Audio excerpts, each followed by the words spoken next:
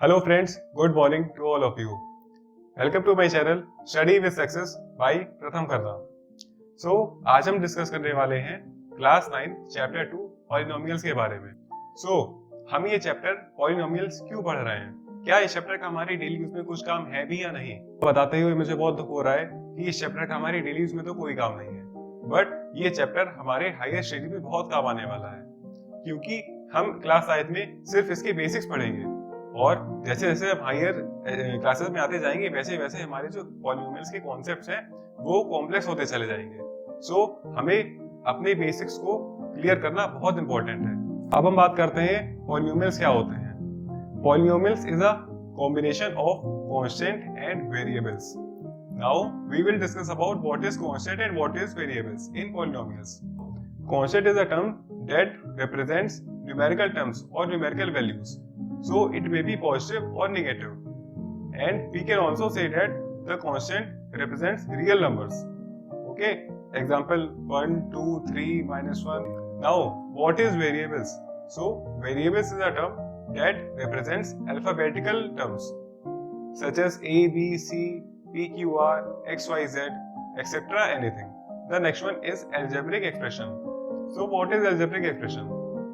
The algebraic expression is a mixture of constant and variables, and it can be connected by operators. Now the operator is plus, minus, divide, multiplication. Example: ax square plus bx plus c. Okay, or 5x square plus 3x plus 10. Now the constant are 5, 3 and 10, and variables are x square, x, and this is constant. As we know that polynomials is a combination of constant and variables, so it can be denoted by fx, px, gx, etc. Now the next term in this chapter is coefficient. So what is coefficients? In each algebraic expression it has coefficients. Now let us take an example of algebraic expression. With the help of this example, we can find the coefficient of following terms. So अगर हम बात करें coefficient of x cube, what is the coefficient of x cube? So the answer is 5. इस algebraic expression में x cube के साथ कौन सा constant लगा हुआ है? So हमारा 5 इसमें लगा था तो हमारा आंसर 5 हो गया. And same as the coefficient of x square is 3. So this is 3, and the coefficient of x is 4, and x power 0 means it is constant term, so the constant term is 6. So that's how we can find the coefficient of any algebraic expressions. Now the polynomials is classified into 3 categories. First one is monomial, second one is binomial, third one is trinomial. The first one is monomial. It is defined as a polynomial which has only one term is known as monomial, and the second one is binomial.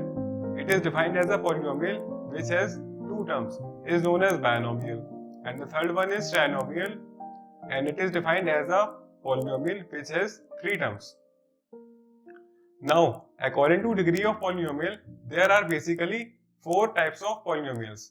So the first one is linear polynomial, second one is quadratic polynomial, third one is cubic polynomial, and fourth one is biquadratic polynomial. First one हमें find करना होगा कि हम एक polynomial की या एक algebraic expressions की डिग्री कैसे पहचानें. Let us suppose an example: 5x square plus 4x plus 2. Degree पहचानने के लिए हमें देखना होता है कि सबसे हाईएस्ट पावर x स्क्वायर की किसमें है. So the highest power is 2.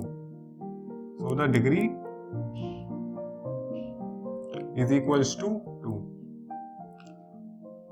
And in other example, 10x4 plus 3x cube plus 5x square plus 2. So in this example, the highest degree is 4. So ये इतना कोई टिपिकल कॉन्सेप्ट नहीं है. सबसे ज्यादा पावर यहाँ हमारे इसमें सबसे ज्यादा पावर कितनी थी? x स्क्वायर थी, तो हमारी डिग्री 2 हो गई. इसमें हमारी हायर पावर कितनी थी, 4 थी, तो डिग्री 4 हो गई। सो ऐसे हम एक पॉलिनोमियल की डिग्री का classification. So as we discuss there are 4 types of polynomials. So the first one is linear polynomial. It is defined as a polynomial which has a degree 1 is known as linear polynomial. Example of linear polynomials is 2x 4x plus 10 and 5z plus 2 and 3y plus 0. हम इन सारे examples पे देखते हैं कि हमारी जो highest power of x है या कोई भी वेरिएबल्स की जो पावर है वो 1 है। इस पे भी 1 है, इस पे भी 1 है, here is also 1 and here also. अगर हम बात करें general form of linear equation की, सो वो क्या होनी चाहिए, वो ax प्लस b के फॉर्म में होनी चाहिए। In quadratic polynomial it is defined as a polynomial which has a degree 2 is known as quadratic polynomial. So example of quadratic polynomial is 5x square plus 3x plus 2. Here the highest degree of x is 2, so it is come in quadratic polynomial. And in second example 10y square plus 5y plus 3. Here also the highest power of y is 2. Degree is equal to 2. Then it is come in. Third example is 3z square plus 10. So it is also a quadratic polynomial. And if we talk about the general form of quadratic polynomial is ax square plus bx plus c. So this is the general form of quadratic polynomial. Now the third one is cubic polynomial. So it is defined as a polynomial which has a degree 2 is known as cubic polynomial. Now the example of cubic polynomial is 5x cube plus 4x square plus 3x plus 10. So यहाँ पे हमारी degree कितनी है, हमारी degree 3 है। Degree 3 होने की वजह से हमारी जो ये इक्वेशन है वो क्यूबिक पॉलिनोमियल में आ गई है। And the other example is 10x cube plus 4x plus 10। Term 3 हो या 4 हो या फिर 2 हो, उससे कोई मतलब नहीं होता है, हमें मतलब है हाईएस्ट डिग्री से। Here the degree is 3, so it come in cubic polynomial. And the general form of cubic polynomial is ax cube plus bx square plus cx plus d. Now the fourth one is biquadratic polynomial. It is defined that a polynomial which has a degree 4 is known as biquadratic polynomial. So the example of biquadratic polynomial is 10x power 4 plus 3x cube plus 4x square plus 5x plus 10. The x power 4 is there, so degree is also 4. So it comes in biquadratic polynomial. Example of biquadratic polynomial is 9y4 plus 3y cube plus 10. The term is only 3, but the degree is 4. So it comes in biquadratic polynomial. And here the general form of biquadratic polynomial is ax power 4 plus bx cube plus cx square plus dx plus e. This is the general form of biquadratic polynomial. अब हम बात करते हैं value of polynomial के बारे में। हम value of polynomial कैसे फाइंड करें? सो बेसिकली इस क्वेश्चंस में हमें अलजेब्रिक एक्सप्रेशंस गिवन होती हैं और हमें उसमें ये पता होता है कि हमें इस पर्टिकुलर टर्म में हमें वैल्यू ऑफ पॉलिनोमियल निकालना होता है। So let us take an example. So as we know that a polynomial is in the form of px, gx, fx, etc. So we take px is equals to x square plus 2x plus 3 and हमें इस value of polynomial पता करना है eight x equals to 2 में। x equals to 2 जहाँ जहाँ हमें x दिख रहा है वहाँ हम वैल्यू 2 पुट कर लेंगे तो हमारा आंसर आ जाएगा। p2 इज इक्वल्स टू, हमारा यहाँ पे x स्क्वायर था तो यहाँ पे 2 का स्क्वायर हो गया, देन यहाँ पे एज इट इज 2 और x की वैल्यू भी हमारी 2 है, सो यहाँ भी 2 आ गया प्लस 3, 2 का square 4 plus 2 to the 4 plus 3, so this is 8 or 11. By this method we can find the value of any polynomial. Okay, now let us take another example.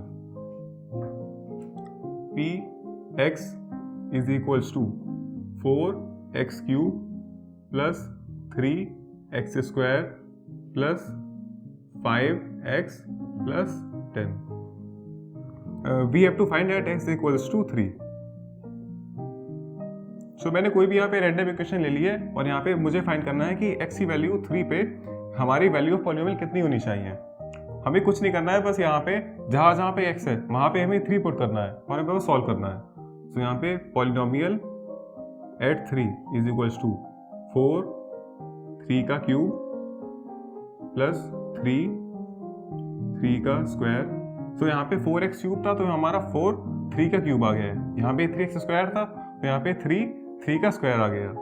And in third term 5 as it is रहेगा और x की value 3 है तो 3 put हो जाएगी यहाँ पे plus 10. 4 का 4 3 का क्यूब इज 27 प्लस 3 इंटू 3 का square 9 plus 15 plus 10. 4 into 27 is 108. 108 plus 3 9s are 27 plus 15 plus 10 25. So we all add this. So our answer is this is 160. By this method we can solve the value of any polynomial. So अब हम बात करें हम इस method को division method से करते, divide करके करते, तो हमारा आंसर जो ये है इसे हम रिमाइंडर भी कहते हैं. सो ये हमारा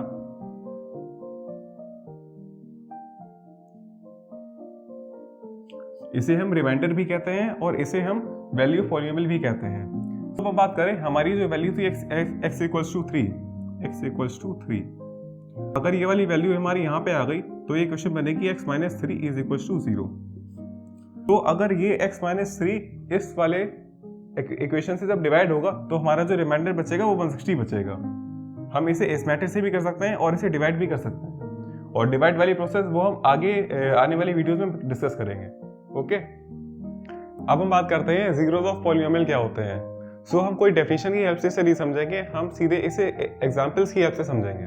suppose P X is equals to 4x square plus x minus 5. This is our equation. So at x equals to 0.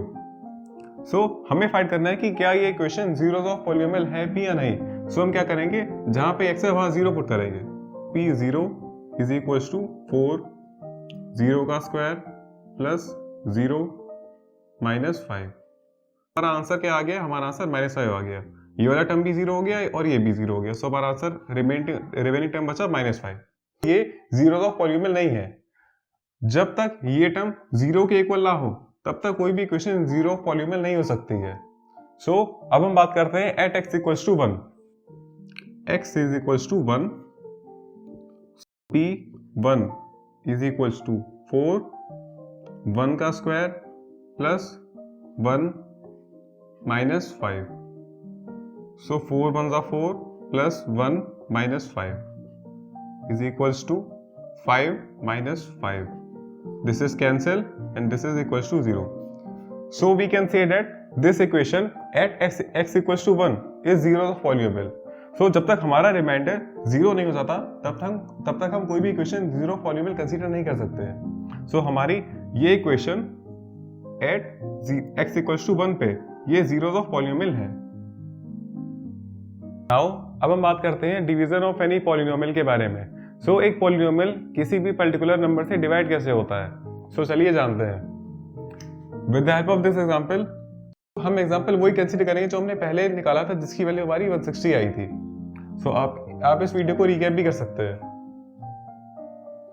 P X is equals to 4x cube plus 3x square plus 5x plus 10 at x is equals to 3. तो हमने value of polynomial निकालने के लिए इस x equals to 3 को यहाँ पे जहाँ पे x है वहाँ पे 3 पुट कर लिया और हमने वैल्यू ऑफ पॉलिनोमियल निकाल लिया. अब हम क्या करेंगे, अब हम इसे डिवाइड करेंगे. हमें इसको टर्म बनाने के लिए क्या करेंगे, 3 को उधर ले आएंगे. So x minus 3 is equals to 0. So ये तो सबको पता ही होगा कि ये 3 प्लस का है और ये RHS से LHS में जब आएगा तो ये माइनस का हो जाएगा। हम इस नंबर को इस पूरे इक्वेशन से डिवाइड करेंगे। सो इसे लिखते हैं x minus 3 4x cube plus 3x square plus 5x plus 10। हमें जानना है कि हमारा फर्स्ट टर्म क्या होगा जिससे हम इस नंबर को डिवाइड करेंगे। हम एक रफ वर्क कर लेते हैं। हमारा फर्स्ट नंबर क्या है 4x क्यूब, तो यहाँ पे हमने 4x क्यूब लिखा और हमें किससे डिवाइड करना है x से, सो हमारा नीचे x आ गया, x से x स्क्वायर कट गया, सो हमारा रिमेनिंग टर्म बचा 4x स्क्वायर।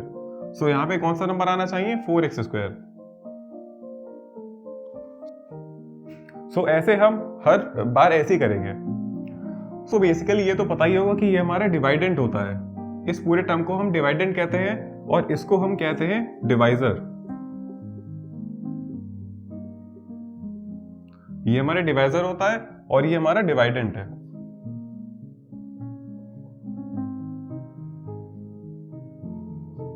ओके, हम डिवाइडेंट के फर्स्ट टर्म को और डिवाइजर के फर्स्ट टर्म को डिवाइड करेंगे, सो हमारी वैल्यू आएगी वो हम क्वेश्चन में रख देंगे। x into x, x into 4x square is 4x cube और minus 3 into 4x square is minus 12x square. अब हम क्या करेंगे, अब हम इसकी वैल्यू चेंज करेंगे। ये प्लस में था तो ये माइनस में आ गया, ये माइनस में था तो ये प्लस में चला गया। सो हमारा एक मेन मोटिव होना चाहिए कि हमें इस फर्स्ट नंबर को कैंसिल ही कराना है किसी भी हालत में, उसी के लिए हम ये डिवाइड कर रहे हैं। ठीक है, सो हमारा ये टर्म हो गया कैंसिल। अब हम बात करते हैं इसकी। सो ये भी प्लस का, ये भी प्लस का है। 12 plus 3 15 x square and the next one is 5x। अब हमें इस डिवाइजर को ये इस वाले नंबर से डिवाइड करना है। हमारा इसमें फर्स्ट टर्म कौन सा है 15x स्क्वायर और इसका फर्स्ट टर्म कौन सा है x। सो अब हम क्या करेंगे 15x स्क्वायर को x से डिवाइड करेंगे। सो हमारा आंसर कितना आएगा, इस वाले x से ये कट गया, 15x हमारा आंसर बचा। सो यहाँ पे कौन सा नंबर आएगा plus 15x। x into 15x 15x square minus 3 into plus 15 minus 45x। So basically यहाँ पे अब नेक्स्ट स्टेप क्या होना चाहिए, हमारे साइन चेंज होंगे। ये माइनस का हो गया और ये माइनस से प्लस का हो गया, तो ये नंबर कैंसिल, क्योंकि हमें पता ही था कि हमें फर्स्ट नंबर कैंसिल ही कराना पड़ता है। और plus plus 50x and the last one is plus 10। फिर से ये हमारा फर्स्ट टर्म किस में 50x है और यहाँ पे x है, तो 50x divide by x, x से x कैंसिल, आंसर हमारा 50 बचा।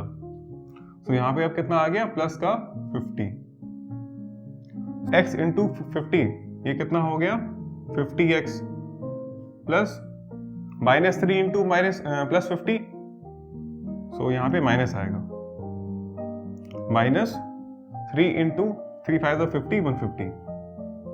साइन चेंज, माइनस का ये माइनस से प्लस का हो गया। सो बेसिकली हर बार कितना, ये वाला टर्म हमारा कैंसिल, प्लस का 10 प्लस का 150, सो आंसर इज 160। उस एग्जांपल में भी देख सकते हैं कि आप हमारा रिमाइंडर कितना बचा था 160 बचा था, और यहाँ भी हमारा रिमाइंडर कितना 160 बचा है। ओके, हमारे पास क्वेश्चन भी है, रिमाइंडर भी है, डिवाइडेंट भी है, डिवाइजर भी है। सो डिवाइडेंट ये पूरा टर्म, डिवाइजर ये वाला टर्म, ये हमारा हो गया क्वेश्चन,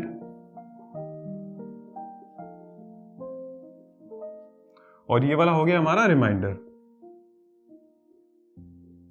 हमारा एक फॉर्मूला है जिससे हम चेक करेंगे कि क्या ये हमारी इक्वेशन सही भी है या नहीं। With the help of previous example हमारे पास ये चारों टर्म्स हैं, डिवाइडेंट, डिवाइजर, क्वेश्चन और रिमाइंडर। सो हमें फैक्टर थ्योरम प्रूव करने का या फिर डिवाइड प्रूव करने का एक फॉर्मूला होता है जो कि dividend equals to divisor into क्वेश्चंट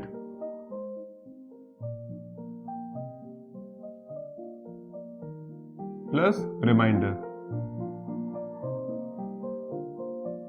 सो हमारा यहां पे डिवाइडेंट कितना है, ये पूरा term, divisor x minus 3 into question हमारा है 4x² plus 15x plus 50 and हम इसे स्क्वायर ब्रैकेट में क्लोज कर लेंगे, प्लस रिमाइंडर हमारा 160। सो हमें इसे सॉल्व करना पड़ेगा और प्रूफ करना पड़ेगा कि क्या ये पूरी इक्वेशन इसके डिवाइडेंड के इक्वल आ रही है या नहीं आ रही है। अब ये x इस पूरे टर्म से मल्टीप्लाई होगा, x 4x² plus 15x plus 50 and bracket close.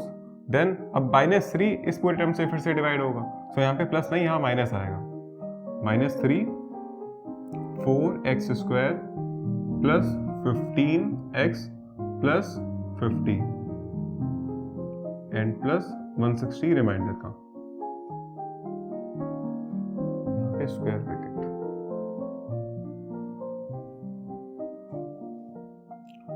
हम x की मल्टीप्लाई इन पूरे टर्म से करेंगे और -3 की मल्टीप्लाई इन टर्म से करेंगे। सो यहाँ पे आ गया 4x³ plus 15x² plus 50x, और यहाँ पे -3 होने की वजह से ये सारे टर्म माइनस ही हो जाएंगे, क्योंकि प्लस ये 4x² प्लस का है। सो जैसे 3 की मल्टीप्लाई 4 से होगी वैसे माइनस की मल्टीप्लाई भी टर्म से होती है। सो यहाँ पे -12x² minus 45x plus minus. सो ज़्यादातर बच्चे यही गलती करते हैं कि वो फर्स्ट के 2 टर्म तो साइन चेंज कर लेते हैं पर लास्ट वाला नहीं चेंज कर पाते, जिससे उनका आंसर गलत हो जाता है। सो ये गलती आपको नहीं करनी है। सो यहाँ पे -150 प्लस 160। अब हम क्या करेंगे, x³ के साथ सॉल्व होगा, x² के साथ, x वाला टर्म x के साथ सॉल्व होगा और कांस्टेंट टर्म एक साथ सॉल्व होंगे। सो यहाँ पे जैसा कि हमने देखा कि कोई भी x³ का टर्म ही नहीं है, सो यहाँ पे एज इट इज हम वही लिख देंगे 4x³। ये x² का टर्म है और ये x² का टर्म है, प्लस 15 और -12 कितना आ गया, प्लस का 3x²।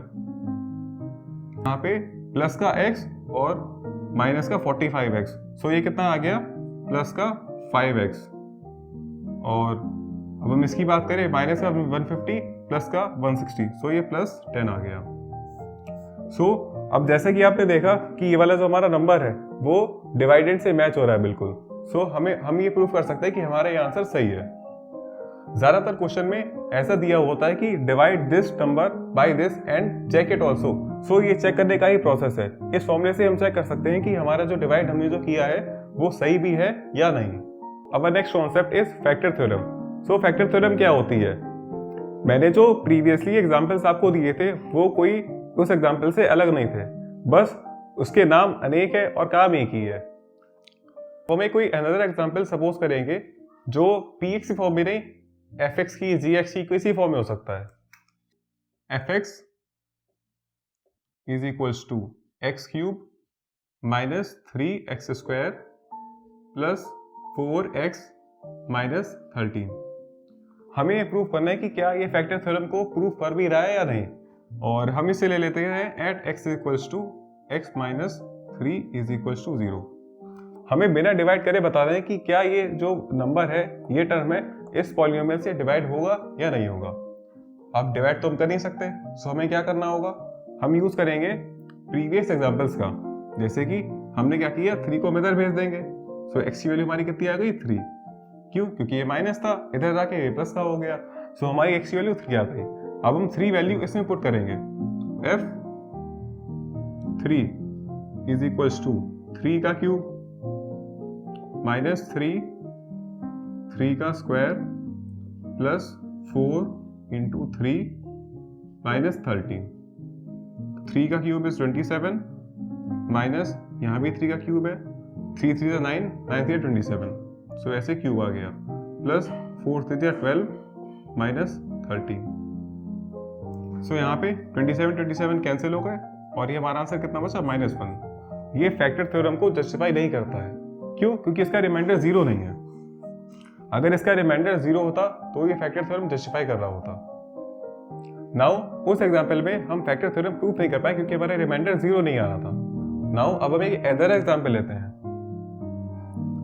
So fx is equals to 2x4 plus 6x cube plus 3x square minus 3x minus 2 eight